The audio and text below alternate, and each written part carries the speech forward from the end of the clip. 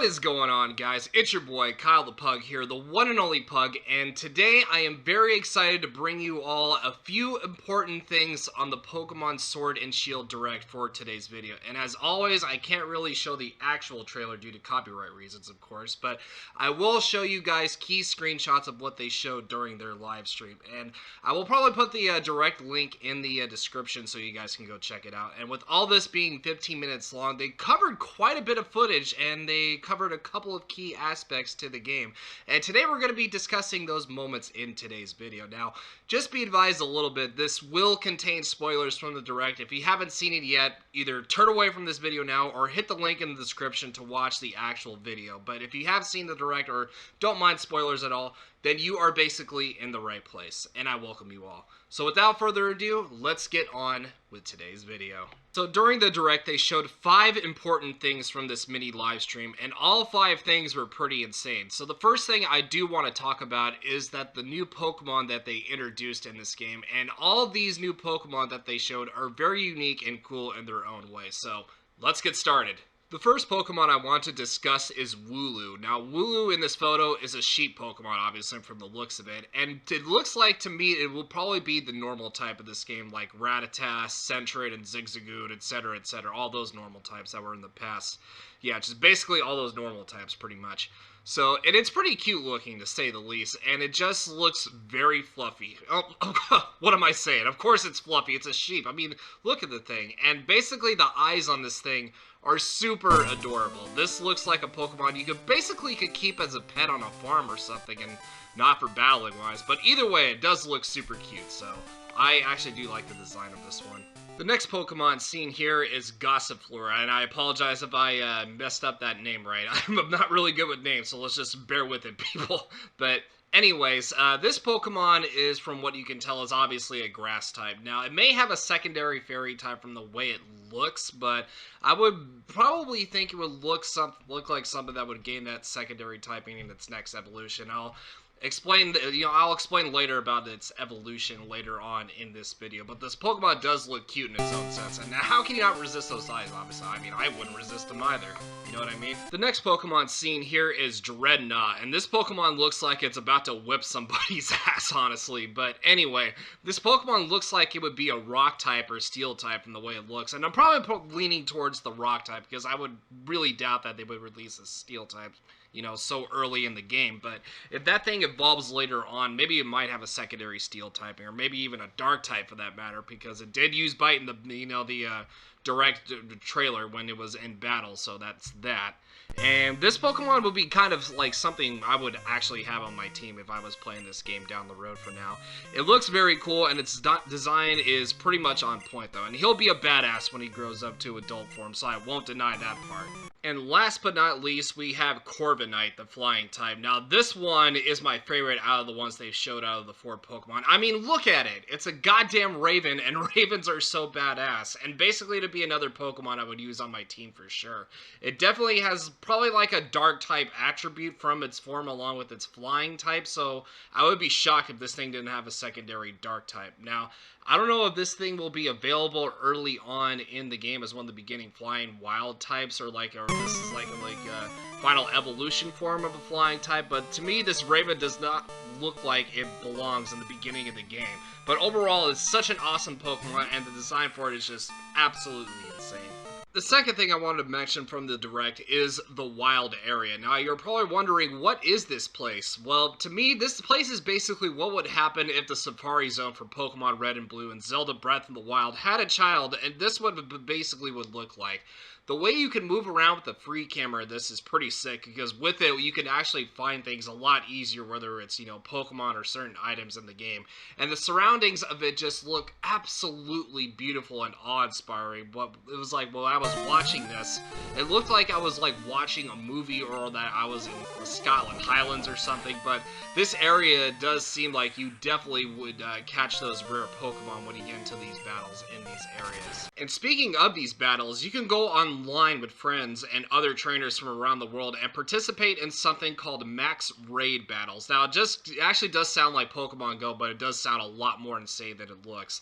Now, these battles involve fighting giant forms of Pokemon that are pretty much the size of Godzilla in the wild area. Now, you're probably wondering, why are these Pokemon so goddamn huge? Well, I will get to that here in a little bit, but looking at this a few times over, Game Freak really outdid themselves with this move. You basically co-op together with 4 Pokemon and like 3 other trainers, and you send them all into battle against this giant Pokemon that towers over you. Now, the Pokemon that you fight basically depends on where you are at in the world, you know, along with the weather, the time, and things like that. And that goes for like the wild area battles too. But when I saw this giant Pokeball scene here that you can catch the giant Pokemon with, that was just absolutely wild. And plus, your own Pokemon can grow to giant sizing while fighting these gigantic behemoths. So the real question behind this is how do your own Pokemon grow to this size?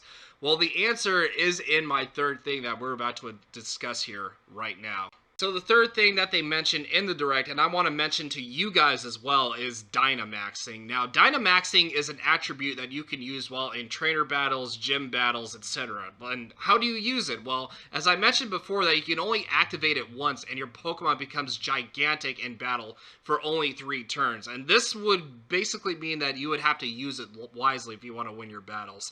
It could be your best friend or your worst enemy, depending on the battling situation that you are in. And basically, I wonder if they will even use this for Wi-Fi battling online, because if they do, that will change the game completely and shift the landscape of competitive battling. And to me, this is basically a unique, new, and insane thing that Game Freak added. And nobody would have thought that this was possible to do. But kudos to them for adding this idea in the game, and I like it personally. So you can have a Dynamaxed Venusaur, Charizard, Blastoise, or whoever, and then use that giant Pokemon for 3 turns, basically. You could do it with any Pokemon, so it doesn't matter who it is, you know, legendaries and starters and even little mini things and whatnot. And that's just this screenshot right here shows you the Grookey, whatever the his name is. About the Grookey. Sorry, I am, like I said, terrible with names. But you know, this just shows you right there that it's absolutely insane that you can actually use that in battle, which is pretty awesome. And in the future, though, that they might have an item that might increase the number of turns that you are big for while Dynamaxing. But who knows what Game Freak will actually do here? That they will pull out all the stops and all that. The fourth thing I will now mention is the key people who will be in the game to help you out on the quest to becoming the Galar champion. And the first person seen here is Professor Magnolia. And it's safe to say that she's going to be the professor that gives you your starter Pokemon and asks your name in the game and all that jazz. She looks like she's seen a lot in her days, kind of like a little bit of a Professor Oak-like appearance in a sense. So there's not really much to say here about this person. Honestly, she's just like the starting professor that'll help you out with getting started and everything. The next person mentioned here in this screenshot is Sonia. Now, she is the assistant to Professor Magnolia, and I believe that she is the granddaughter to the professor as well. And, you know, I don't know exactly, but that's what they said, though, in the Direct, so we're just going to go with it. But her design looks really cool, and her hair is pretty much off of fleek for sure. I mean, look at the design. She looks like someone, like she would get her hair done at a local ladies' hair salon or something like that. But anyway, I feel like she will help out the character, or you, rather, at certain points in the game where you're, like, on your quest and all that stuff. She will basically help you in, like, double battles when maybe she's there with you in, like, certain emergency or something against an evil team or something. And she'll also give you hints and tips on where to find rare Pokemon and stuff like that. Overall, character design for her, again, is pretty damn cool to me, in my honest opinion. The next person seen here is your rival, Hop. Now, Hop is basically like every rival in the game. Almost. And I mean almost for a reason, too. He starts his journey on the same day as you, and guess what? He also gets his starter Pokemon the same day as you as well.